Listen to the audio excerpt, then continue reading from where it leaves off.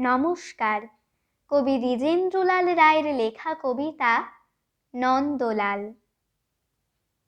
নন্দলাল তো একদা একটা করিল ভীষণ পণ, স্বদেশের তরে যা করেই হোক রাখিবে সে জীবন।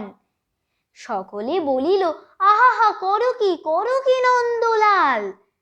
নন্দ বলিল, বসিয়া বসিয়া রহিব কি চিরকাল। আমি না করিলে কে করিবে আর উদ্ধার এই দেশ।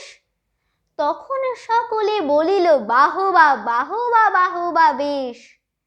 নন্দর ভাই কলেরায় মরে, দেখিবে তাহারে কে বা। সকলে বলিল, যাও না নন্দ, করো না ভাইয়ের সেবা। নন্দ বলিল, ভাইয়ের জন্য জীবনটা যদি দিই, না হয় দিলাম, কিন্তু অভাগা দেশের হইবে কি। বাঁচাটা আমার অতি দরকার, ভেবে দেখি চারিদিক। তখন সকলে বলিল, হা হা হা, তা বটে ঠিক। নন্দ একদা হঠাৎ একটা কাগজ করিল বাহির, গালি দিয়া সবে গদ্যে পদ্যে বিদ্যা করিল জাহির। পড়িল ধন্য দেশের জন্য নন্দ খাটিয়া খুন, লেখে যত তার দ্বিগুণ ঘুমায়, খায় তার 10 গুণ। খাইতে ধরিল লুচি ও ছোকা ও সন্দেশ থাল থাল। তখন সকলে বলিল, বাহবা বাহবা নন্দলাল। নন্দ একদা কাগজেতে এক সাহেবকে দেয় গালি। সাহেব আসিয়া গলাটি তাহার টিপিয়া ধরিল খালি।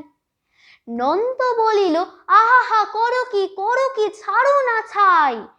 কি হবে দেশের গলা টিপুনিতে আমি যদি মারা যাই।